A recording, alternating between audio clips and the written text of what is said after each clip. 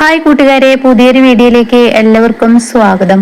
അങ്ങനെ തമ്പായി പറയാണ്, ആ വീട്ടിൽ നിന്നും ആരും ഒന്നും തന്നെ അർഹിക്കുന്നില്ല, അതുകൊണ്ട് അവർക്കൊന്നും കൊടുക്കരുത്. അത് കേൾക്കുന്ന പാർവതി, എന്നെ രഘുവാണ് വിളിച്ചത്, ആ മഞ്ചാടിയെ ഞാൻ സിംഗപ്പൂരിലോട്ട് പോവാം എന്നൊക്കെ കൊണ്ടുപോവാം എന്നൊക്കെ പറഞ്ഞതല്ലേ. അത് കേൾക്കുന്ന തമ്പായി, ഇതാണ് ഈശ്വരൻ എന്നൊരു ആളുണ്ടെന്ന് പറയുന്നത്, അവർക്ക് ഈ വീട്ടിൽ നിന്ന് ഒന്നും തന്നെ അർഹിക്കുന്നില്ല, അതുകൊണ്ടാണ് കാര്യങ്ങളൊക്കെ ഇങ്ങനെ വന്നതെന്ന് പറയാനേട്ടോ. പിന്നീടാണെങ്കിലോ പാർവതിക്ക് അത് കേൾക്കുമ്പോൾ സമാധാനമാവാണ്. എന്തായാലും അത് നന്നായി എന്നിങ്ങനെ പറയുന്നുണ്ട്. പിന്നീട് വിനയനെയും ദാസിനെയാണ് കാണിക്കുന്നത്. അങ്ങനെ വിനയം പറയണേ, കാര്യങ്ങളൊക്കെ എന്തായാലും അച്ഛൻ ഈ ഒരു വഴിക്ക് വരുമെന്നും തോന്നുന്നില്ല, ഇനി മഞ്ചാടിയുടെ വിഷയം വിട്ടിരിക്കുന്നെന്നാ എനിക്ക് തോന്നുന്നത്. അത് കേട്ടിട്ട് അതും തന്നെ അങ്ങനെ പറയാനെന്ന് ദാസ് ചോദിക്കുന്നുണ്ട്. ഉടൻ തന്നെ വിനയം പറയണ, അത് ഇപ്പോൾ അച്ഛൻ കഞ്ഞശ്ശേരി മനയിലോട്ട് അവകാശങ്ങൾ ചോദിക്കാൻ പോയിരിക്കുകയാണ് ഇത്രേ, അങ്ങനെ ഒരു വിവരം കിട്ടിയിരിക്കുന്നു. അത് കേട്ട ഉടൻ തന്നെ ദാസ് പറയണേ, അണ്ണൻ നേരിട്ട് മഞ്ചാടിയുടെ കാര്യങ്ങൾ അന്വേഷിക്കുന്നില്ലെന്നുള്ളൂ, പക്ഷെ അതിനുവേണ്ട ആളുകളൊക്കെ ഏർപ്പാടാക്കിയിട്ടുണ്ട്. അത് കേൾക്കുന്ന വിനയം പറയണേ, ഇന്ദ്രനെയും അനുപമയാണ് ഉദ്ദേശിച്ചത്, ഈ കൂട്ടത്തിൽ അവരങ്ങ് ഒരുമിക്കുകയാണെങ്കിൽ ഒരുമിച്ചോട്ടെ എന്ന് കരുതിയിട്ടാണ് ആയിരിക്കും. അങ്ങനെയല്ല, അണ്ണന്റെ മകളുടെ കാര്യം സേഫ് ആക്കാൻ വേണ്ടിയാണ് അതൊക്കെ ചെയ്തു വെച്ചിരിക്കുന്നത്. അതുകൊണ്ട് മഞ്ചാടിയുടെ കാര്യത്തിൽ ഒരിക്കലും അണ്ണൻ വിട്ടുവീഴ്ച ചെയ്യില്ല. എന്റെ ഇപ്പോഴത്തെ പേടി അതൊന്നുമല്ല. അതെന്താ എന്ന് വിനയം ചോദിച്ചുടൻ തന്നെ ഇങ്ങനെ ദാസ് പറയാണ്, അല്ല, കാര്യങ്ങളൊക്കെ ഇപ്പോൾ നമ്മൾ വിചാരിക്കുന്നത് പോലെയൊന്നല്ല വരുന്നത്. ഇപ്പൊ ആസിഫിന്റെ നേർക്കാണ് വിരൽ ചൂണ്ടുന്നത്. ആസിഫിനെ നല്ലപോലെ കുടഞ്ഞു കഴിഞ്ഞാൽ, ചില സത്യങ്ങൾ പുറത്തു വന്നു കഴിഞ്ഞാൽ നമ്മളിതിൽ കുടുങ്ങുമോ എന്നാണ്. അത് കേട്ടോടെ തന്നെ, നമ്മളിതിൽ പങ്കാളിയല്ലല്ലോ, പിന്നെ എന്താ പേടിക്കാനുള്ളത്. അങ്ങനെയില്ല, എന്റെ മനസ്സിൽ ഒരു തോന്നല്, ജീവരാജിന്റെ കാണാതെ പോയിരിക്കുന്നത്, അതിൽ ഗോകുലിന് ഇതിൽ പങ്കുണ്ടോന്ന എന്റെ സംശയം. അത് കേൾക്കുന്ന വിനയം ചോദിക്കുക, അതെന്താ ദസങ്കൾ അങ്ങനെ തോന്നാൻ കാരണം? അല്ല, സുഷീലയ്ക്ക് ഈ വരുന്ന അറ്റാക്കും അത് കൂട്ടി കഴിച്ചു നോക്കുമ്പോ ആസിഫിന്റെ മൊഴിയും ഒക്കെപ്പാടെ ഒന്ന് കൂട്ടി വായിച്ചു കഴിഞ്ഞാൽ എന്തൊക്കെയോ ദുരൂഹത തോന്നുന്നുണ്ട്. ആസിഫിനെ നല്ലോണം ഒന്ന് കുടഞ്ഞു കഴിഞ്ഞാൽ ഗോകുൽ ഇതിൽ പങ്കാളിയാണോ എന്നൊരു സംശയമുണ്ട്. അതിനിപ്പോ എന്താ കുഴപ്പം? ഗോകുൽ ഇതിൽ പങ്കാളിയാണെങ്കിൽ നമ്മളിപ്പോ ഇതിലുണ്ട് എന്നുള്ളത് ആർക്കും അറിയില്ലല്ലോ. നമ്മളിതിൽ ഒന്നും ചേർന്നിട്ടില്ലല്ലോ. ജീവരാജിനെ കെട്ടിക്കൊണ്ടു പോകാനൊന്നും നമ്മൾ പറഞ്ഞിട്ടില്ലല്ലോ. ഇത് ഇങ്ങനെ വഞ്ചി മറിഞ്ഞ് വീണതിനിപ്പോ നമ്മൾ കുറ്റക്കാരല്ലല്ലോ എന്നൊക്കെ വിനയം പറയുമ്പോ, അങ്ങനെയല്ല, ചോദ്യങ്ങൾ അങ്ങോട്ടും ഇങ്ങോട്ടും മറിയുമ്പോൾ നമ്മളിലോട്ടും എത്തും. അതാണ് ഇപ്പൊ എന്റെ പേടി എന്ന് പറയുമ്പോ വിനയനും പേടിയാവുന്നു കേട്ടോ. പിന്നീട് മഞ്ചാടിയുടെ അടുത്തോട്ട് പോലീസ് എത്തിയിരിക്കുകയാണ്. കുട്ടി, നിനക്ക് ആരെ സംശയം? അപ്പോൾ ഉടൻ തന്നെ മഞ്ചാടി പറയുന്നുണ്ട്, ആസിഫും സുശീലാന്റിയും ഒരിക്കലും എന്നെ ചതിക്കുമെന്ന് തോന്നുന്നില്ല.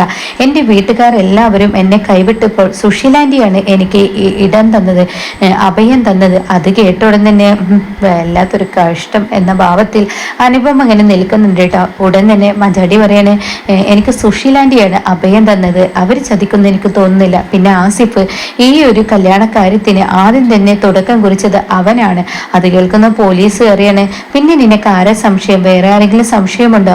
എന്റെ വീട്ടുകാരാണ് എന്നിങ്ങനെ പറയാൻ തുടങ്ങുമ്പോഴേക്കും അനുപമ പറയാണ്, വീട്ടുകാർക്ക് അപ്പോഴേക്കും അവിടെ ഇങ്ങനെ എസ് ഐ പറയുന്നുണ്ട് കേട്ടോ, വീട്ടുകാരെ സംശയം തോന്നാൻ നിനക്ക് അനുപമയെ സോറി മഞ്ചാടി അതിൽ ഒരു ഇതുമില്ലല്ലോ, കാരണം വീട്ടുകാരെല്ലാം ഒത്തുതീർപ്പാക്കി പോലീസ് സ്റ്റേഷനിൽ നിന്ന് പിരിഞ്ഞതല്ലേ.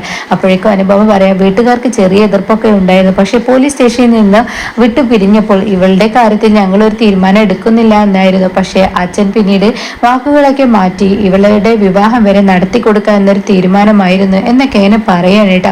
അപ്പോൾ ഉടൻ തന്നെ ഞാൻ എന്തായാലും ആസിഫിനെയും സുശീലയൊക്കെ ചോദ്യം ചെയ്യാൻ പറ്റുമെന്ന് നോക്കട്ടെ. അത് കേൾക്കുന്ന മഞ്ചാടി പറയണേ, എനിക്ക് ഉറപ്പുണ്ട് എൻ്റെ ജീവരാജ് സുശീലാന്റി വിളിച്ചിട്ടുണ്ടെങ്കിൽ അത് ഈ പറയുന്ന ശത്രുക്കൾ ആരോ ഞങ്ങൾക്കുണ്ട്. ആ ശത്രുക്കളെ സുശീലാന്റിക്ക് അറിയാം. എന്തായാലും സുശീലാന്റിയുടെ മൊഴിക്കനുസരിച്ചും ഇരിക്കും കാര്യങ്ങൾ. ആന്റി കണ്ണ് തുറന്നാൽ എല്ലാത്തിനും ഒരു സത്യം പുറത്തു വരുമെന്നൊക്കെ പറയാനേട്ടാ. ഇതൊക്കെ കേൾക്കുന്ന അനുപമക്ക് ഒന്ന് കൊടുക്കണമെന്നുണ്ട്, പക്ഷെ പതുങ്ങിയിരിക്കുക അതാണ് ഏറ്റവും ഉത്തമമെന്ന് തോന്നി. പോലീസ് അങ്ങ് പോകുമ്പോൾ അനുപമ, മോളെ, നീ വിചാരിക്കുന്നത് പോലെ എനിക്ക് തോന്നുന്നില്ല. ഇവിടെ സുശീല ആന്റിയേക്കാൾ കൂടുതൽ ആസിഫിന്റെ മൊഴിയിലാണ് എനിക്ക് കള്ളത്തരം തോന്നുന്നത്. അവൻ എന്തൊക്കെ മറക്കാൻ ശ്രമിക്കുന്നത് പോലെ. അത് കേട്ട ഉടനെ, ചേച്ചി, തുടക്കം മുതൽ ഞങ്ങളുടെ കല്യാണം നടത്താൻ മുൻകൈ എടുത്ത് നടന്നിരുന്നത് ആസിഫാണ്. അവൻ ഒരിക്കലും ഞങ്ങളെ ചതിക്കത്തില്ല. എന്തിനു വേണ്ടി എന്ന് പറയുന്നുണ്ട് കേട്ടോ. ഇതേ സമയം മോളെ, എന്താണെങ്കിലും കാര്യങ്ങളൊക്കെ നല്ലതായി വരട്ടെ എന്ന് പറയുമ്പോൾ ചേച്ചി ആരെങ്കിലും എൻ്റെ ജീവരാജിനെ തട്ടിക്കൊണ്ടുപോയെങ്കിൽ എന്നാണ് ഞാൻ പ്രാർത്ഥിക്കുന്നത്. എങ്കിൽ എൻ്റെ ജീവരാജിനെ എൻ്റെ കൈകളിൽ കിട്ടിയല്ലോ. ഒരിക്കലും പുഴക്കരയിൽ അവൻ മുങ്ങി എന്നുള്ള ആ വാർത്ത ഞാൻ കേൾക്കണ്ടല്ലോ. അവനെ ആരെങ്കിലും തട്ടിക്കൊണ്ടുപോയാൽ മതിയായിരുന്നു, എനിക്കൊരു ജീവനെ കിട്ടണം എന്നൊക്കെ ഇങ്ങനെ പറയുമ്പോൾ മോളെ സങ്കടപ്പെടേണ്ട, എല്ലാം ശരിയോ എന്ന് പറയണട്ടോ. പിന്നീടാണെങ്കിൽ ആസിഫിനെ ചോദ്യം ചെയ്യാൻ ചെന്നിരിക്കുകയാണ് പോലീസ്. ആസിഫിനോട് ചോദിക്കുകയാണ്, സത്യത്തിൽ എന്താണോ ഉണ്ടായത്? അത് കേട്ടോടും തന്നെ ഞാൻ അന്ന് രാത്രി അവിടെ നിന്നും അവനെ കൊണ്ടുവരുന്ന സമയത്ത് പെട്ടെന്ന് വഞ്ചി അങ്ങ് മുങ്ങി. ആദ്യം ആന്റോണിച്ചായനാണ് മുങ്ങിയത്, വഞ്ചി തുഴയുന്ന ആള്. പിന്നീട് വെള്ളം പിടിച്ചാൽ കിട്ടുന്നില്ല, അടിയൊഴുക്ക് നല്ല ഉണ്ടായിരുന്നു. അപ്പോൾ ഞാൻ അതിൽ നിന്ന് വീഴുമ്പോൾ ഈ പറയുന്ന ജീവരാജ് നല്ലോണം മുറുക്കി പിടിച്ചിരിക്കുന്നത് ഞാൻ കണ്ടു എന്ന് ആസിഫ് പറയാട്ടോ. പിന്നീട് അവൻ ഒരുപക്ഷെ ആ വഞ്ചിയിൽ നിന്നും മറിഞ്ഞിട്ടുണ്ടാവും. അപ്പൊ വഞ്ചി അവന്റെ തല മുകളിലോട്ട് വീണത് കൊണ്ട് തന്നെ അവന് പൊങ്ങാൻ കഴിഞ്ഞിട്ടുണ്ടാവില്ല. അപ്പൊ നീ പറയുന്നത് ജീവരാജ് മരിച്ചു എന്നാടോ എന്നിങ്ങനെ പോലീസ് ചോദിക്കുമ്പോൾ ഉടൻ തന്നെ ആസിഫ് അങ്ങനെയല്ല എൻ്റെ ജീവരാജ് ഒരിക്കലും മരിക്കരുത്, അവൻ ജീവനോടെ ഉണ്ടാവുമെന്ന് എനിക്ക് ഉറപ്പുണ്ട്. പിന്നെ എൻ്റെ ഒരു സംശയം ഞാൻ പറയാ, ഒരു ദിവസം കഴിഞ്ഞിട്ടും അവനെ കാണാതെ ായാൽ പിന്നെ അങ്ങനെയല്ലേ ചിന്തിക്കുള്ളൂ, അതുകൊണ്ടാണ് ഞാൻ അങ്ങനെ പറഞ്ഞത് എന്ന് പറയുമ്പോൾ തൻ്റെ മൊഴി മൊത്തത്തിൽ ഒരു പൊരുത്തക്കേടുണ്ടല്ലോടോ. താൻ ആര് പറഞ്ഞിട്ടാടോ ഇപ്പോ ഈ പറയുന്ന ജീവരാജനെ വിളിച്ചു കൊണ്ടുവന്നത്? സുശീലാന്റി പറഞ്ഞിട്ട്. എന്താ അവർക്ക് അങ്ങനെ പറയാൻ? ആരൊക്കെ ശത്രുക്കൾ ഉണ്ടെന്നാ പറഞ്ഞത്, അങ്ങനെ എന്നോട് പറഞ്ഞു. ആരൊക്കെ ശത്രുക്കൾ എന്ന് പറഞ്ഞാൽ ആരാണ് ആ ശത്രു എന്ന് തന്നോട് പറഞ്ഞിട്ടുണ്ടാവില്ലേ? അത് പിന്നെ എന്ന് പറഞ്ഞിട്ട് തപ്പിപ്പിടിക്കാറുണ്ടോ. അപ്പോഴും പോലീസിന് ഒരു സംശയം തോന്നി. പിന്നീട് പറയണേ, അല്ല അതവിടെ നിൽക്കട്ടെ, നീ ഇവരുടെ വിവാഹം കഴിപ്പിച്ചു കൊടുക്കുക എന്ന് പറഞ്ഞ് നീയാണ് ആദ്യം കൊണ്ടുപോയതെന്ന് മഞ്ചാടി പറഞ്ഞല്ലോ. അതെ, ഞാൻ ഇവരുടെ വിവാഹം കഴിപ്പിച്ചു കൊടുക്കാൻ മുൻകൈ എടുത്തത് ഞാനാണ്. പക്ഷേ ഇവരുടെ വിവാഹത്തലേന്ന് എൻ്റെ ഉമ്മാക്ക് അറ്റാക്കായി എന്ന് പറയട്ടോ. അത് കേൾക്കുന്ന എസ് ഐ പറയണേ, അല്ല വിവാഹത്തലേന്ന് നിന്റെ ഉമ്മാക്ക് അറ്റാക്ക്, അത് കഴിഞ്ഞ് രണ്ടാമത്തെ വിവാഹത്തിന് അന്ന് സുശീലാന്റിക്ക് അറ്റാക്ക്, അത് കഴിഞ്ഞ് അടുത്തതാണെങ്കിൽ നിനക്ക് ഇനി അറ്റാക്ക് വരുമോ? മൊത്തത്തിൽ അറ്റാക്ക് കൊണ്ടൊരു നിറഞ്ഞൊഴുകലാണല്ലോ. അത് കേൾക്കുന്ന ആസിഫ് തപ്പിത്തടഞ്ഞൂട്ടോ. ഈശ്വര, ഇതിനും ഉത്തരം പറയാൻ കഴിയാതെ നിൽക്കാണ്. അങ്ങനെ ആസിഫിനോട്, എടോ തന്നെ പിടിച്ച് നല്ലപോലെ ഒന്ന് കുടഞ്ഞു കഴിഞ്ഞാൽ ഇതിന് ഉത്തരം പറയിപ്പിക്കാൻ എനിക്കറിയാം. തൻ്റെ ഈ ഒരു മൊഴിയെടുപ്പിൽ തന്നെ പൊരുത്തക്കേടുകൾ ഞങ്ങൾക്ക് തോന്നുന്നുണ്ട്, അതുകൊണ്ട് താൻ രക്ഷപ്പെട്ടു എന്ന് കരുതണ്ട. എന്തായാലും ജീവരാജിന് വേണ്ടിയുള്ള തിരച്ചിൽ നടക്കുന്നുണ്ട്, അവനെ എന്താ പറ്റിയെന്ന് ഞങ്ങളൊന്ന് അന്വേഷിക്കണ്ടേ. എന്തായാലും ആ സുശീൽ ആന്റി നിനക്കെതിരെ തിരിഞ്ഞില്ലെങ്കിൽ നിന്നെ കാണാൻ ഞങ്ങൾ വരില്ല. അവര് നിന്നെ തിരിഞ്ഞിട്ടാണ് സംസാരിക്കുന്നതെങ്കിൽ നിന്നെ മൊത്തത്തിലൊന്ന് കുടയൂ കേട്ടോ എന്നും പറയുമ്പോൾ ആസിഫ് ഒന്ന് പേടിക്കുന്നു കേട്ടോ, കണ്ണ് തുറിക്കുന്നു. പിന്നീട് ഇന്ദ്രനെയും അതുപോലെ സോനയാണ് കാണിക്കുന്നത്. അപ്പോൾ ഇന്ദ്രൻ പറയുന്നുണ്ട്, അമ്മയൊന്ന് കാണാൻ എന്തേ? അപ്പോൾ സോന പറയുന്നുണ്ട്, എനിക്കും കാണണമെന്നുണ്ട്, ആൻജിയോഗ്രാമിന് കൊണ്ടുപോകുമ്പോൾ അനസ്തേഷ്യ കൊടുക്കണം എന്നൊക്കെ പറയുന്നു. എന്നാൽ അനസ്തേഷ്യ കൊടുക്കുന്നതിന് മുന്നേ ആൾക്കൊരു ബോധം വരുമല്ലോ, ആ ബോധത്തിന് ശേഷമല്ലേ ഇതിപ്പോൾ അങ്ങനെ കൊടുക്കാൻ പറ്റുമോ? ഇതൊക്കെ എന്തൊക്കെയാണ് നടക്കുന്നത്, എനിക്കൊന്നും മനസ്സിലാവുന്നില്ല എന്ന് അവർ പരസ്പരം അങ്ങോട്ടും ഇങ്ങോട്ടും തിരിച്ചും മറിച്ചൊക്കെ പറയുന്നുണ്ട് കേട്ടോ. അമ്മയെ ഒരു നോക്ക് കാണിച്ചു തരുമല്ലോ, അതും ഇല്ലല്ലോ എന്നൊക്കെ ഇങ്ങനെ സോന പറയുമ്പോൾ ഡോക്ടർ വരാനിട്ട്. അപ്പോഴേക്കും ഡോക്ടറെ കണ്ടോടെ തന്നെ സോന ചോദിക്കുകയാണ്, ഞങ്ങളുടെ അമ്മയെ ഞങ്ങൾക്കൊന്ന് കാണാൻ പറ്റുമോ? അത് കേട്ടോടെ തന്നെ, അയ്യോ ഇപ്പൊ കാണാൻ പറ്റില്ല, അവർക്ക് അനസ്തേഷ്യ കൊടുത്തിരിക്കുകയാണ്. അത് കേട്ടോടെ തന്നെ ഇന്ദ്രൻ പറയുന്നുണ്ട്, ഞങ്ങൾക്കൊന്ന് കാണണമായിരുന്നു, ഇപ്പൊ പറ്റത്തില്ല എന്ന് പറഞ്ഞില്ല, ആൻജിഗ്രാമിന് കൊണ്ടുപോവാണ്. അപ്പോൾ ഉടനെ അങ്ങോട്ടേക്ക് എസ് ഐ വരാനിട്ട്. എസ് ഐയെ കാണുന്ന ഡോക്ടറുടെ മുഖത്ത് ഒരു പരിഭ്രാന്തിയുണ്ട്. അപ്പോൾ ഡോക്ടറോട് ഉടൻ തന്നെ സുശീലയെ ഞങ്ങൾക്ക് കാണണം എന്ന് എസ് ഐ പറയുമ്പോൾ, അയ്യോ കാണാൻ പറ്റത്തില്ലല്ലോ. അതെന്താ കാണാൻ പറ്റായിക? അവർക്ക് അറ്റാക്ക് ഇന്നലെ കഴിഞ്ഞു, ഇന്നിപ്പോൾ അവർക്ക് ബോധമൊക്കെ വന്നിട്ടുണ്ടാവുമല്ലോ. ഇല്ല, അവർക്കിപ്പോൾ സംസാരിക്കാൻ പറ്റില്ല. അതെന്താ സംസാരിക്കാൻ പറ്റാത്തത് എന്ന് എസ് ഐ ചോദിക്കുമ്പോൾ, അവർക്ക് അനസ്തേഷ്യ കൊടുത്തിരിക്കുകയാണ്, അതിന് ഞങ്ങൾക്ക് കാര്യമായിട്ടൊന്നും ചോദിക്കാനില്ല, യെസ് ഓർ നോ അത്ര മറുപടി സുശീല പറഞ്ഞാൽ മതി, വേറെ പ്രത്യേകിച്ച് ഒന്നും പറയാനില്ല. അത് കേട്ട ഉടനെ തന്നെ ഡോക്ടർ പറയണം, ഒരിക്കലും കാണാൻ പറ്റത്തില്ല എന്ന് പറഞ്ഞാൽ പറ്റത്തില്ല, അത് എന്തുകൊണ്ട് എന്നാ ഞാൻ ചോദിച്ചത് എന്ന് എസ് ഐ പറയുമ്പോൾ ഉടൻ തന്നെ ഡോക്ടർ പറയാണ്, അവരെ അനസ്തേഷ്യ കൊടുത്ത് കെടുത്തിരിക്കുകയാണ്.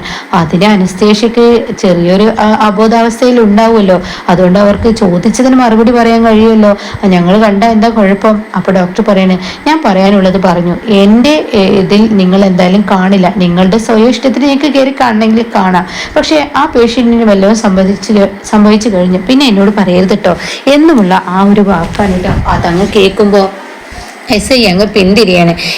ഇത് പറഞ്ഞ് ഡോക്ടർ അങ്ങ് പോവാണ്. ഇതേ സമയം ഇന്ദ്രൻ പറയുന്നുണ്ട്, അമ്മയെ കാണാൻ ഞങ്ങൾക്ക് പോലും പറ്റിയില്ല എന്ന് പറഞ്ഞ ഉടനെ ഈ ഒരു എസ് ഐ പറയണേ, നിന്റെ അമ്മയെ കാണാനേ നിന്റെ ആവശ്യമാണ്, നീ കാണുമെന്ന് വിചാരിച്ച ഡോക്ടർക്ക് പോലും തടയാൻ കഴിയില്ല, കാരണം നിന്റെ അമ്മയാണ്. നീ ഡോക്ടറെ തടഞ്ഞാലും നീ കയറി കാണണമായിരുന്നു, കാരണം നിന്റെ അമ്മയ്ക്ക് എങ്ങനെയുണ്ട്, രോഗം മാറിയിട്ടുണ്ടോ, രോഗം കൂടിയിട്ടുണ്ടോ എന്നൊക്കെ അറിയേണ്ടത് നിന്റെ ആവശ്യമാണ് എന്നും പറഞ്ഞിട്ട് അവിടെ നിന്നും അങ്ങ് എസ് ഐ പോകുന്നു കേട്ടോ. അപ്പൊ ഈ സമയം സോന ഇങ്ങനെ ഇന്ദ്രനെ നോക്കുന്നുണ്ട്, മൊത്തത്തിൽ ഒരു ദുരൂഹതയാണല്ലോ എന്ന് ആ ലെവലിൽ നോക്കുന്നുണ്ട് കേട്ടോ. പിന്നീട് അമ്പിളിയാണ് കാണിക്കുന്നത്. അമ്പിളിയും പാർവതിയും ഇങ്ങനെ സംസാരിക്കുകയാണ്. അങ്ങനെ പാർവതി കുഞ്ഞമ്മ പറയണേ, എന്നാലും പാർവതിയോട് അമ്പിളി പറയണേ, എന്നാലും മുത്തശ്ശി ഇവിടെ ഇല്ല എന്ന് അറിഞ്ഞപ്പോൾ ഭയങ്കര സങ്കടമായി, മുത്തശ്ശിയെ വൈദ്യശാലയിലോട്ട് മാറ്റി എന്നൊക്കെ പറയുമ്പോൾ ഭയങ്കര സങ്കടം മുത്തശ്ശി. അതിനെന്താ, നിനക്ക് അമ്മയെ കാണണമെന്നുണ്ടെങ്കിൽ ഞാനും നീ ഒരുമിച്ച് പോകാന്നൊക്കെ പറയാനായിട്ട്, ആയിക്കോട്ടെ, ഞങ്ങളിപ്പോൾ ഇങ്ങോട്ടേക്ക് വന്നതിൻ്റെ ലക്ഷ്യം അച്ഛൻ്റെ മക്കള് എല്ലാവരും നല്ല നിലയിൽ എത്തിയിട്ടുണ്ട്, ഞാനും രഘുവേട്ടനും അച്ഛനും മാത്രമാണ് ഇപ്പോൾ ദുരിതം പിടിച്ച ജീവിതം, അതുകൊണ്ട് ഞങ്ങൾക്കൊന്ന് ഈ വീടിൻ്റെ അവകാശം, ഈ പറയുന്ന ഇവിടെ നിന്ന് കിട്ടാനുള്ള അവകാശം കിട്ടിക്കഴിഞ്ഞാൽ ഞങ്ങൾക്ക് നല്ല നിലയിൽ എത്താമെന്നുണ്ടായിരുന്നു. അത് കേട്ടോടെ തന്നെ പാർവതി പറയണേ, ഞാനൊരു കാര്യം പറയട്ടെ, നിന്റെ രഘുവിനോട് ഇവിടെ നിൽക്കാൻ പറഞ്ഞതല്ലേ, അന്നെൻ്റെ നിൽക്കാനിരുന്നത്, അന്ന് നിൽക്കുകയായിരുന്നെങ്കിൽ നിന്റെ രഘു ഇപ്പോൾ വലിയൊരു സ്ഥാനത്തോട്ട് എത്തിയിരുന്നല്ലോ. അത് കേട്ടോടെ തന്നെ അതിന് ഇവിടുന്ന് പ്രേതത്തെ കാണലും അങ്ങനെയുള്ള പ്രശ്നങ്ങളും, അതുപോലെ അച്ഛൻ്റെ പിറകെ ഒരാൾ വേണമെന്ന് അച്ഛനും തോന്നലുണ്ടായിരുന്നു, അതുകൊണ്ട് രഘുവേട്ടനും അങ്ങനെ നടന്നു, അതുകൊണ്ടാണ് നിൽക്കാതിരുന്നത്. ഇപ്പോൾ മഞ്ചാടിയുടെ പ്രശ്നങ്ങളൊക്കെ അറിഞ്ഞില്ലേ, മഞ്ചാടി അവനുമായി പോയി, പിന്നീട് അച്ഛൻ വിവാഹം നടത്തി കൊടുക്കാൻ എന്ന തീരുമാനം എടുത്തു, പക്ഷേ അപ്പോഴേക്കും അവൻ വെള്ളം പറഞ്ഞു, അവൻ പുഴയിൽ മുങ്ങി എന്നൊക്കെ ഇങ്ങനെ പറയാനേട്ടാ. അത് കേൾക്കുമ്പോഴാണ് അങ്ങോട്ടേക്ക് കോഫിയുമായി അവിടുത്തെ ആ വേലക്കാരി വരുന്നത്. അങ്ങനെ കോഫി കൊടുക്കണേ, ആനന്ദന് കൊടുത്തില്ലേ എന്നിങ്ങനെ പറയുന്നുണ്ട് കേട്ടോ. അപ്പോഴും തന്നെ അവര് ഇളനീര് വെട്ടി കുടിച്ചു. ആ തമ്പായിക്ക് ഇവിടെ വന്ന ഒരു ഇളനീര് വെട്ടലാണ്, തമ്പായിക്ക് ഇളനീരെന്ന് വെച്ചാൽ ജീവനാണ് എന്നിങ്ങനെ തമ്പായി ചെറിയച്ചനെ കുറിച്ചിട്ട് ഇങ്ങനെ പാർവതി പറയാണ് കേട്ടോ. എന്നിട്ട് അമ്പിളി, നിനക്ക് ഇനിയിപ്പോ ഇളനീര് വേണോ, എന്തായാലും നമുക്ക് അങ്ങോട്ടേക്ക് പോവാം അമ്പിളി, അവിടെ പോയി സംസാരിക്കാം എന്ന് പറയുന്നുണ്ട് കേട്ടോ. അപ്പോഴാണ് കാര്യസ്ഥൻ വന്നിട്ട് പറയുന്നത്, നിങ്ങളെ വിളിക്കുന്നുണ്ട് തമ്പായി എന്ന് പറയുന്നുണ്ട് കേട്ടോ. അപ്പോൾ അമ്പിളി പ്രതീക്ഷിച്ചതൊന്നും കിട്ടാതെ ഇനി അമ്പിളി ആ വീട്ടിൽ നിന്ന് ഇതേപോലെ ഒരു ഭ്രാന്തിയായി, സ്വത്തുക്കൾ കിട്ടില്ലെന്ന് പറയുമ്പോൾ ഒരു ഭ്രാന്തിയായി ഇറങ്ങുന്ന ആ ഒരു എപ്പിസോഡാണ് കേട്ടോ നമുക്ക് മുന്നിൽ ഇനി കാണാനിരിക്കുന്നത്.